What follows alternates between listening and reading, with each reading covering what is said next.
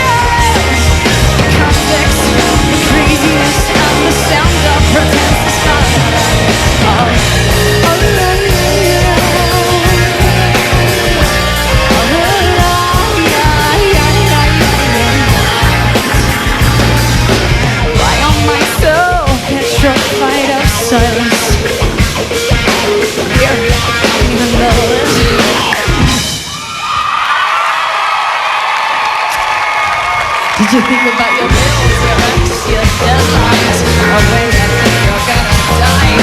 Or did you long for the next distraction? Darling, now is intellectual intercourse. A soul to dig the whole much deeper. And I have no concept of time. It's flying. Suddenly I could kill the killer. Yeah, and I really want to. It's so easy. A place to find a common ground. And I really want to. It's so easy.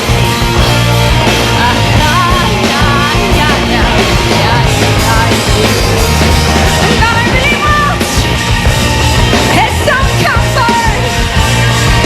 The way to get my hands untied. And I really want is some justice.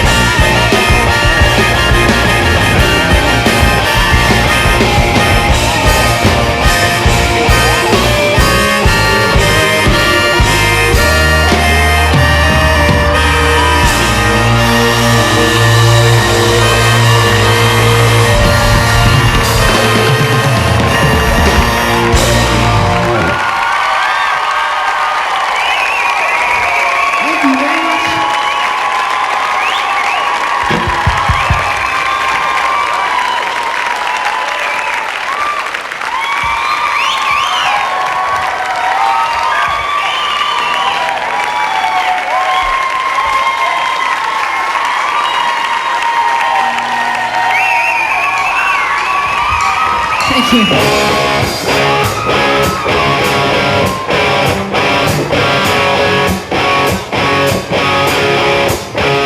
You to write joy when someone else succeeds. You're not play dirty when engaged in competition.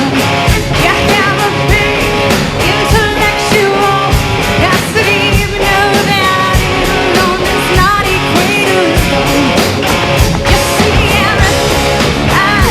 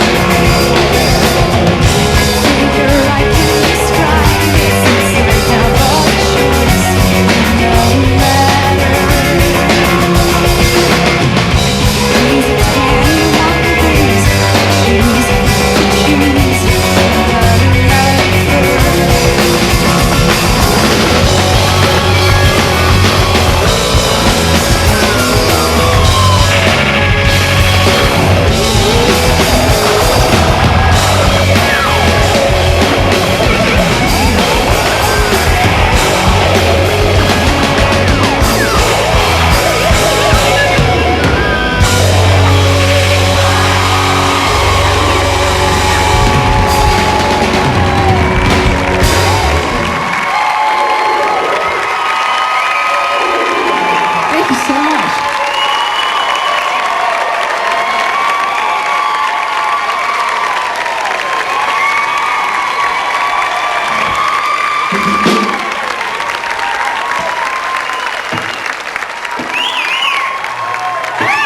Such a joy to be here, I can't even tell you. So great. It's a song called Narcissist.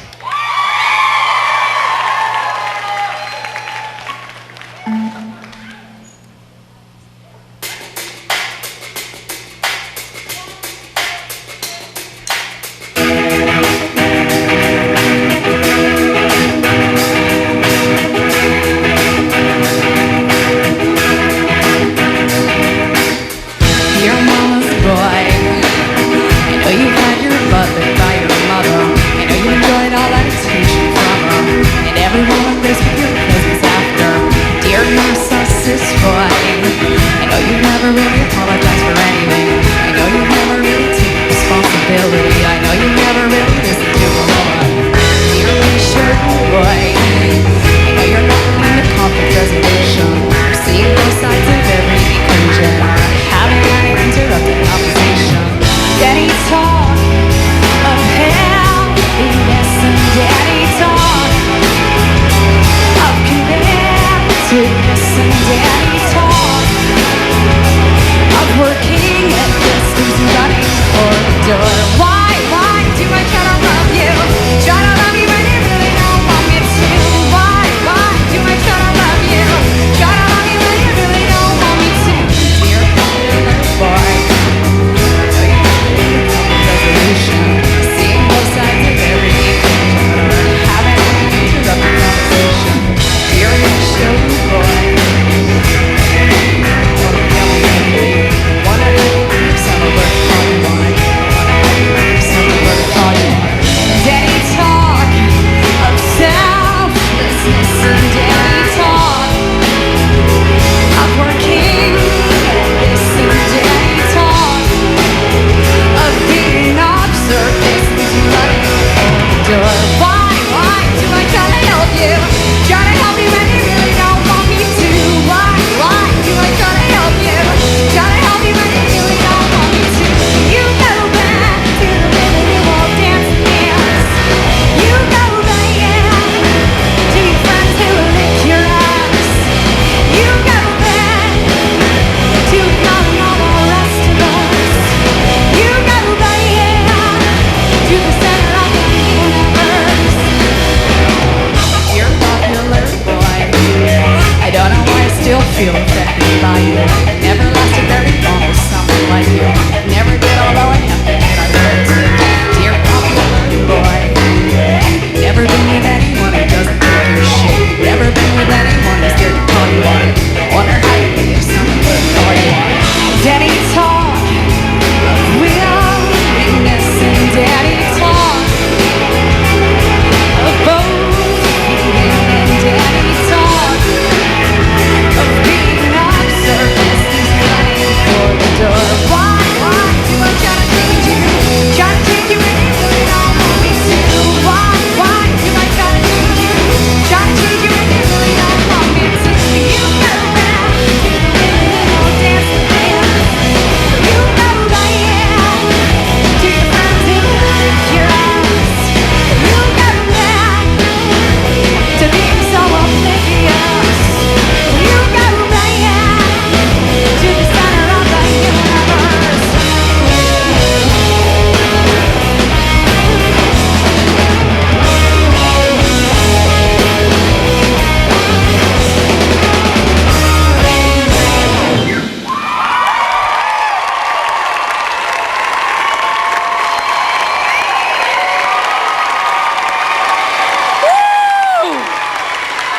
Please give it up for Alanis Morissette. Welcome, guys. Hi, how are you? Now, thank you so much for being here. Thank you for having me. Alanis has had a crazy week. You know how crazy a week you've had, so thank you so much for being here. Thank you for having me. It's great. And we're gonna, show her some love because she's here. We're going to take a short break. After the break, we're going to chat with you, and we'll also get these guys involved as the intimate and interactive with Alanis Morissette continues right here on Much Music.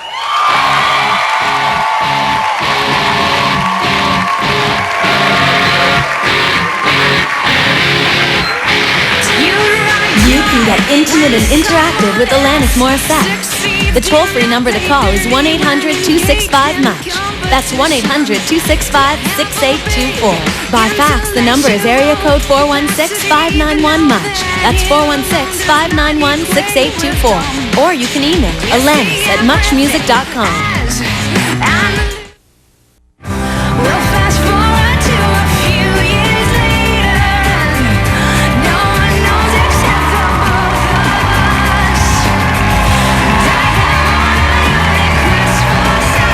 Welcome back to the Alanis Intimate and Interactive right here on Much Music.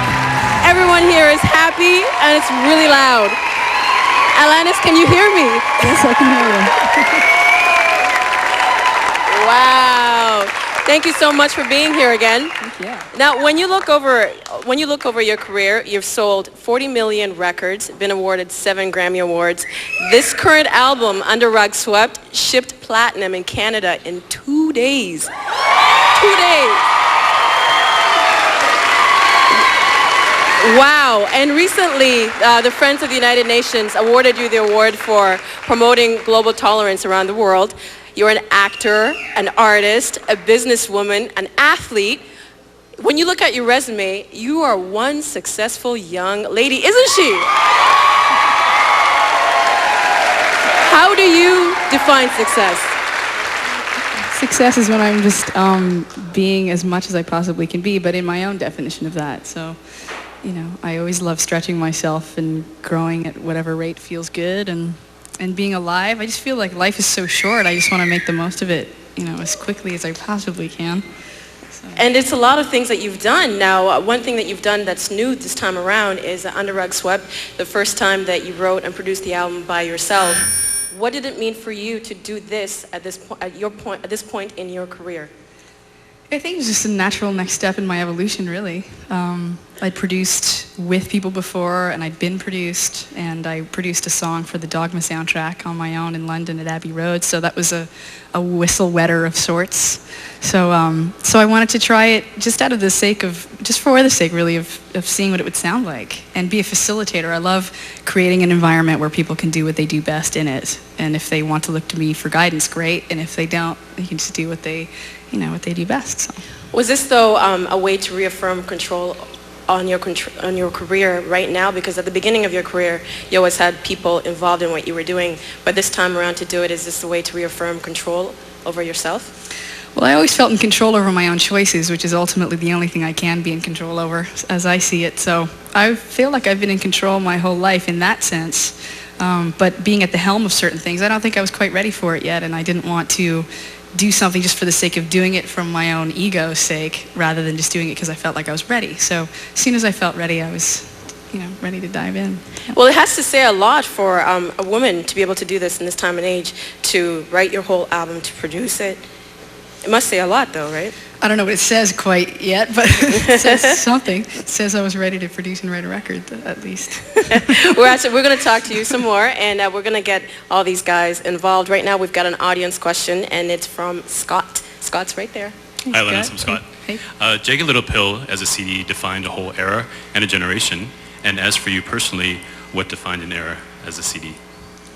A CD that I loved? That's right. That's right.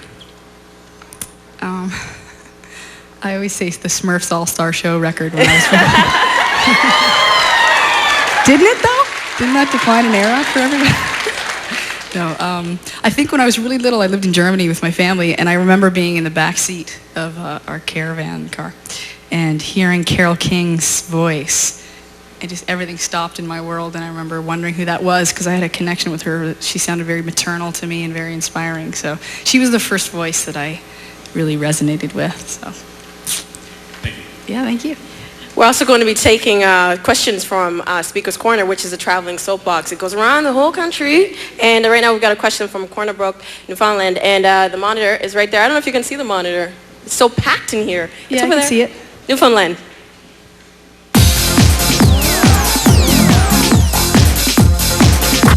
Hi, this is Jennifer Barrett. I'm at Grenfell College in Corner Brook, Newfoundland.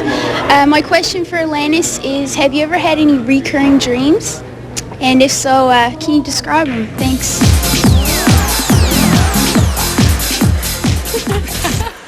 Okay. I have had recurring dreams. The one that I think of most often is the one that I cite every now and again is I'm in an elevator and I'm going up the elevator, and the higher I get, the building starts to rock and the air gets really prickly. And then I get to the top floor and somebody is there when the door opens. And in one case, and I already spoke about this a few years ago, but in one of the cases it was Paul Reiser. And then every once in a while it's just a different person who's in my subconscious or in my life. So I still have that one. What do you think that dream says about you? It says I have a fear of heights, perhaps. No, I think I could psychologically analyze that one for a few hours, but I'll spare you the gory details. We've also got a phone call right now from Vern in Prince George. Hey, Vern. Hello, Vern. Hi. Hey, what's up? How you doing, What's up, Alanis? yo? How's it going? All right, that's cool. What's up, Nam? What's up, Man What's City? up? Yeah. What's up, Vern? Yeah. Anyways, I got a couple questions for you, Alanis. Go for it. On your latest CD, Under Rug Swept, you written and produced like 11 cuts on a track or whatever. What's the most personal song on the CD for you? Like, you know what I mean? Yeah. They're all pretty personal. I think in order to call one of them my favorites, I think would probably be impossible because it's like trying to pick your favorite kid. Oh, really? But definitely some emerged to be my favorites during a tour to play live. And right now playing Precious Illusions and Hands Clean are my two favorites to play live, but that changes every 5 minutes, so. Now, your music tends to be very personal. How is it for you to perform it and share it with so many people at the same time? I mean, it's one thing to write it when you're by yourself, but then to perform it. It's fine because I'm expressing myself, and I also see it as my performing, and people get to define themselves in accordance, whether it be by being, relating to it or feeling validated by it or horrified by it or repulsed by it or whatever it is that one may feel if they choose to listen to the song or watch me play live. It can tell me something about them. So it is still a conversation of sorts, and I'm just here expressing myself and defining myself, which is why ultimately I think we're all here. Is there any song that you won't perform live, that you don't feel comfortable performing live? No. No? And I was reading something, and it was interesting because you were talking about how you feel more comfortable performing the very personal songs as opposed to a song like Symptoms. Why is that? Right. Well, Symptoms is a song that I wrote just about politics, which is really exciting. So it is exciting to me, but I also just feel like my microcosmic versions of relationships, i.e. the relationship between myself and one other person, can be extrapolated into the broader issues. So if I can sit here and have an opinion formed about what I think the Middle East should do about America and vice versa, far be it for me to do that if I can't even resolve a conflict between myself and one other person. So I put so much of my energy into seeing if I can walk my own talk in my own day-to-day life. So that's why I prefer to sing about the more personal, autobiographical, immediate relationships. And maybe at some point I will sing about broader ones, but as it stands today, that's kind of where I'm at. You've also said...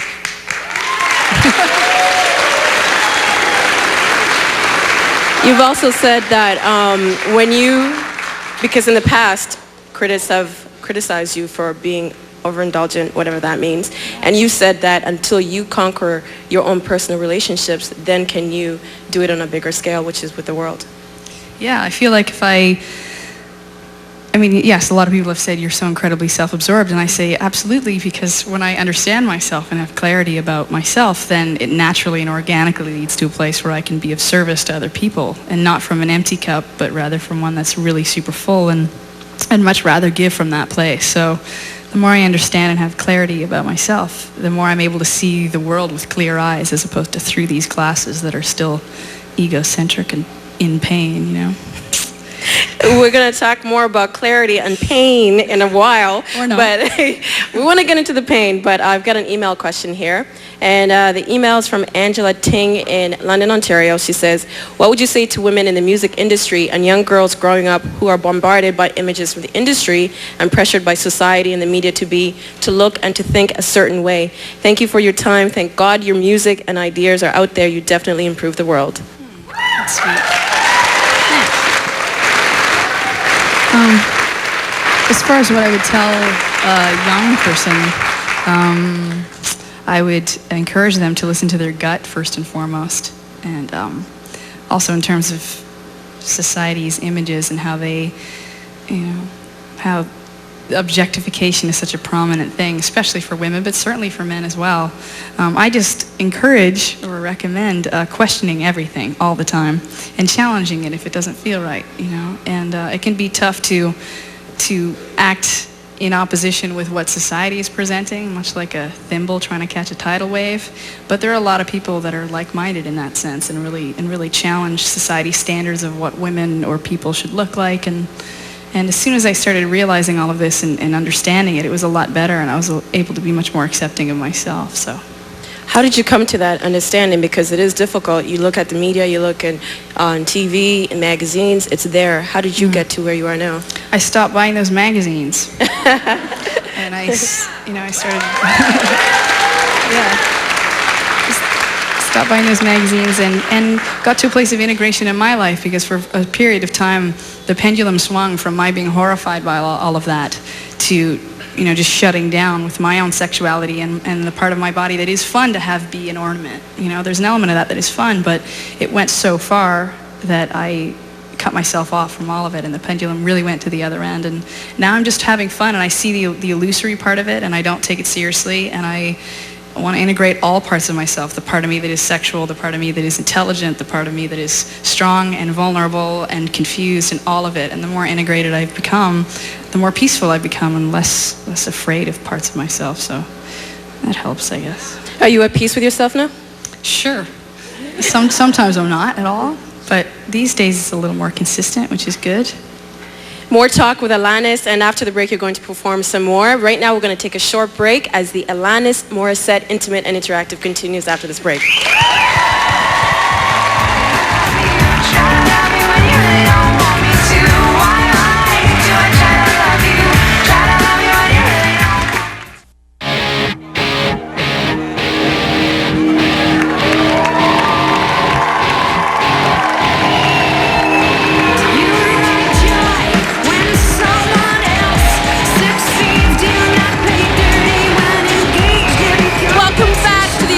Morissette Intimate and Interactive, live from the Roundhouse in Vancouver, British Columbia. Right now, it's time for some more music. Please give it up for Alanis Morissette.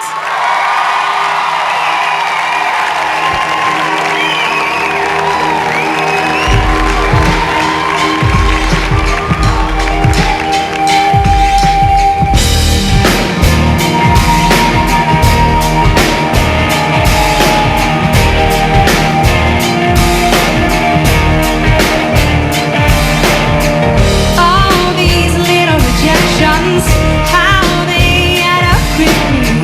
One small sideways look and I feel so ungood. Somewhere along the line I think I gave you a make me feel the way I thought my father could.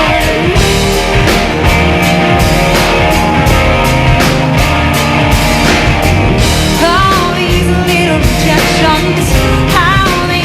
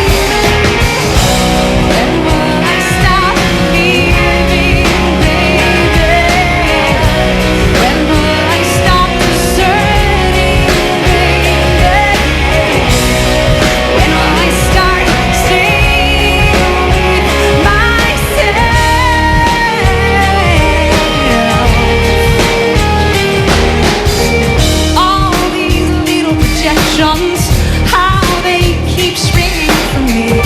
John, my ship is a ticket personally.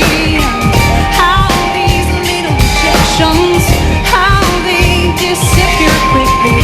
The moment I decide not to abandon me.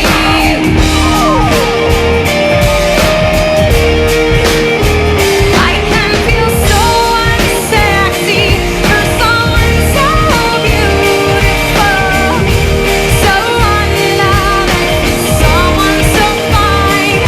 I can feel so boring for someone so interesting, so ignorant for someone who sound mine.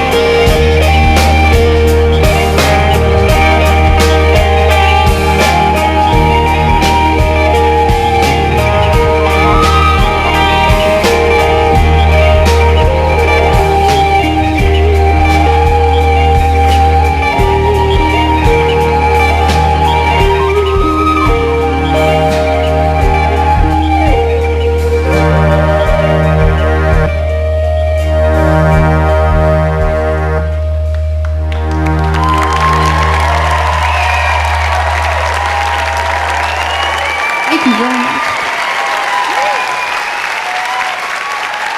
This is Jason Orm on guitar. And Blair Cinta on drums. Representing. This is a song called Precious Illusions.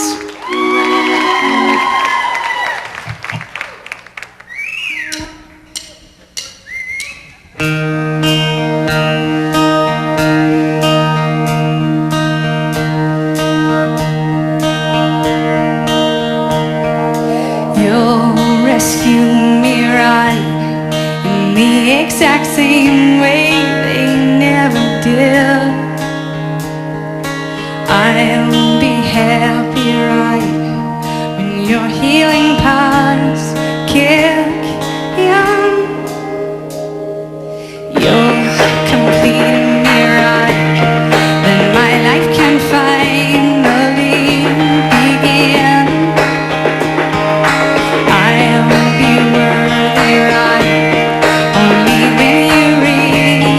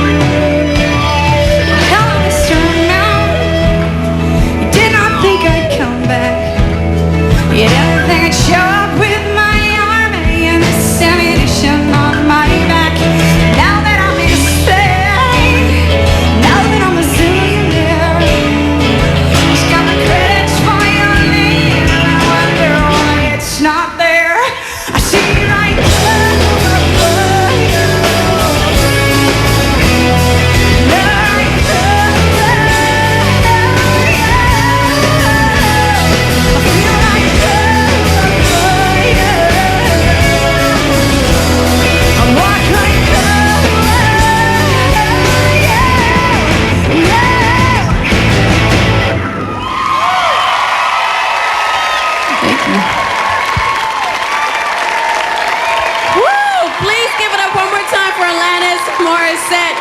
However, that's not all. We're going to take a short break, but when we come back, we're going to chat some more with Alanis as the intimate and interactive continues right here on Much Music.